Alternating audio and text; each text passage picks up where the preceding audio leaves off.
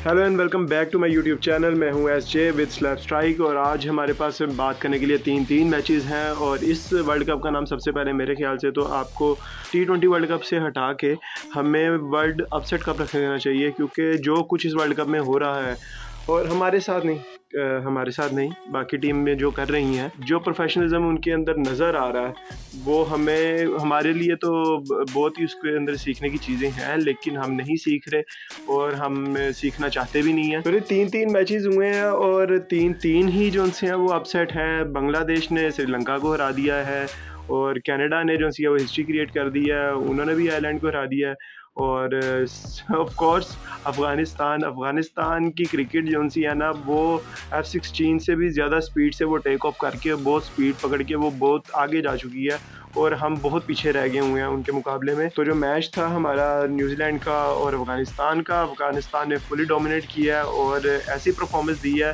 कि जो हम पाकिस्तानी टीम से चाह रहे थे कि वो ऐसी दे, लेकिन वो दे नहीं रहे थे। यहाँ से गर्दन से ना, बल्कि यहाँ से ऊपर से पकड़ा हुआ था कि जहाँ पे वो छुड़वा भी नहीं पा रहे थे और ऐसा दबोचा हुआ था ना अफ़गानियों ने कि न्यूजीलैंड को कुछ समझ नहीं आ रही थी कि उनके साथ क्या हो रहा है। और सबसे पहले बात करें बैटिंग की, गुरबाज IPL में खेले तो थोड़ा ही थे, लेकिन उनको जो फाइनल में उन्होंने खिला दिया था, फाइनल में जिस तरह की उन्होंने क्रिकेट खेली थी, वो वहाँ से जो कॉन्फिडेंस लेके आ रहे थे वो वहीं से कंटिन्यू कर रहे हैं आगे।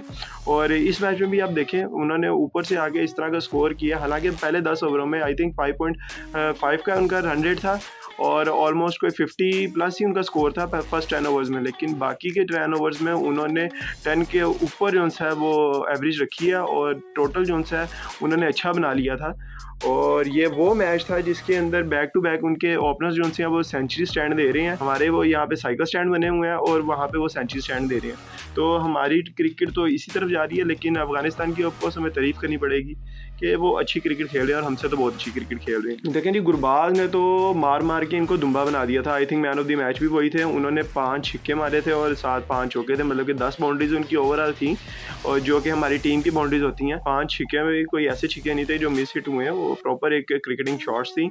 और इसके अलावा जो से अगर आप बात करें बॉलिंग की तरफ हम आ जाएँ, तो ऑफकोर्स बॉलिंग तो बड़े अरसे से इनकी जो सी हम कह रहे हैं कि आउटस्टैंडिंग है, लेकिन हम स्पिन बॉलिंग की बात कर रहे थे। लेकिन ये फ़ारूकी कहाँ से निकल के आया? अगर लेफ्ट आर्म पेसर और उसके बाद स्विंग ऐसी है, हमारे शाहीन, हमारे आमिर और हमारे नसीम शाह जो नंबर वन है, वो तो इस तरह की स्विंग नहीं कर पा रहे। फजले फ़ारूकी जो हैं वो कुछ एक्स्ट्रा ऑर्डिनरी बॉलिंग कर रहे हैं। आई थिंक उन्होंने पहले मैच में भी 5 आउट किए थे और इस मैच में भी है वो ऊपर से तो सारी टीम को ही खा पी गए थे, क्योंकि वो 4 आउट कर चुके थे। और टारगेट जिस तरह का था, न्यूजीलैंड चेज़ कर सकता था आराम से, लेकिन आई थिंक न्यूजीलैंड का भी जो है मूड नहीं था और इसीलिए जो है वो बिल्कुल आगे लेट गए हैं अफ़गानिस्तान के सामने और सिर्फ उन्होंने 70 प्लस स्कोर किया। तो न्यूजीलैंड थैंक यू। क्योंकि अभी अपने मैच को लेके हम बहुत ज़्यादा हर्ट थे, लेकिन जब आप लोग इस तरह की परफॉर्मेंस देते हैं ना, तो हमें हमारा दुख कम लगता है। न्यूजीलैंड की बैटिंग फुली फ्लॉप थी, उसकी बैटिंग के अंदर डिस्कस करने के लिए कुछ भी नहीं है। ये आप उनका स्कोर कार्ड देख लें, स्कोर कार्ड उनका ऐसे लग रहा था जैसे किसी का मोबाइल नंबर होता है। देखें और ऑर्डर में देखें, बिल्कुल ऐसे जिस तरह मोबाइल नंबर लिखा हुआ है। उधर भाई बांग्लादेश और श्रीलंका का मैच हुआ है, वो भी मतलब कि इतना क्लोज मैच गया है। श्रीलंका से हम उम्मीद कर सकते थे कि वो अच्छी क्रिकेट खेलेंगे, क्योंकि साउथ अफ्रीका के खिलाफ जिस तरह वो हारे थे, तो उन्होंने कम बैक करना था, उनके लिए ये मौका था, लेकिन वो बांग्लादेश को बिल्कुल भी समझ नहीं सके कि बांग्लादेश ने उनके साथ क्या किया। इस मैच के अंदर अगर कोई हाईलाइट थी ना, वो पिच थी, क्योंकि ओवरऑल डे 1 से लेके अभी तक हम जितने मैचेस देख रहे हैं, वो वहाँ पे पिचेज़ ही कुछ ऐसी हैं कि जहाँ पे बैट्समैन को समझ ही नहीं आ रही कि उन्होंने करना क्या है। कि मैं अभी आपको अफगानिस्तान के मैच की भी बात बता था कि फर्स्ट 10 ओवर में उनका भी 50 प्लस सिर्फ स्कोर था। तो इसी तरह ही यहाँ पे जो लो स्कोरिंग मैच था, टफ मैच था, मतलब हेड टू हेड मैच था, बल्कि नेक टू नेक मैच था, कि अभी हमें लगता था कि अभी मैच इधर जा रहा है, फिर लगता था इधर जा रहा है, लेकिन एट द एंड जो है वो बांग्लादेश जो है वो ये मैच जीत चुका है। और बांग्लादेश की ओवरऑल परफॉर्मेंस अच्छी थी, बॉलिंग की और फील्डिंग की, और एग्रेशन भी उनके अंदर अच्छा था। मतलब कि ये वो सारी चीज़ें हैं जो हमारी टीम में नहीं है, इसलिए मुझे ना ये फिंगर टिप्स पे याद है।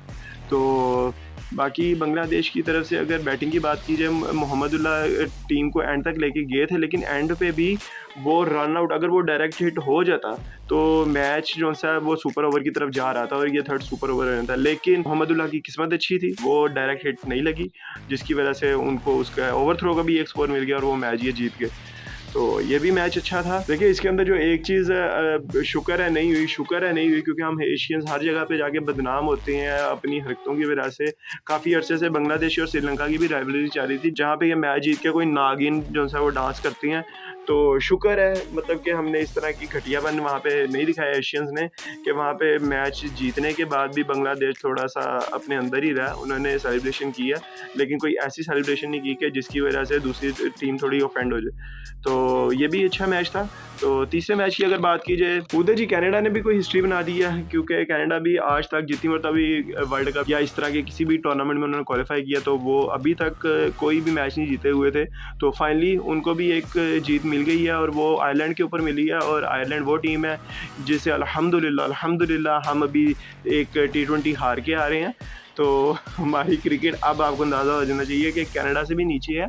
तो ये मैच भी अच्छा था, क्योंकि यहाँ पे भी जो सा है कनाडा और आयरलैंड दोनों मरने मारने के लिए जा रहे थे, लेकिन एट द एंड कनाडा ने अच्छा परफॉर्म किया। और यहाँ पे भी वही सेम सीन था। अगर हमारा सुपर ओवर याद हो, हमें भी कोई 18 स्कोर हमें चाहिए था, जहाँ पे हमने इस तरह किया था। यहाँ पे भी आयरलैंड को भी कोई 17 स्कोर चाहिए था लास्ट ओवर में, लेकिन उनके बॉलर ऐसे थे कि जिन्होंने वो 17 मतलब कि बचा भी लिए और 17 बचाए नहीं, वो 12 स्कोर से मैच भी ये जीत चुकी हैं। तो हमारी टीम काफ़ी पीछे है। मुझे सिर्फ अब दिल से यही है कि हम और कुछ करें ना करें, तो थोड़ा-सा अगले मैचेस की तरफ ध्यान दें कि वो कुछ उसमें अच्छा परफ़ॉर्म कर दें। तो भाई आज के लिए सिर्फ इतना ही। इंशाल्लाह मिलेंगे आपसे नेक्स्ट वीडियो में, तब तक के लिए अल्लाह हाफ़िज़।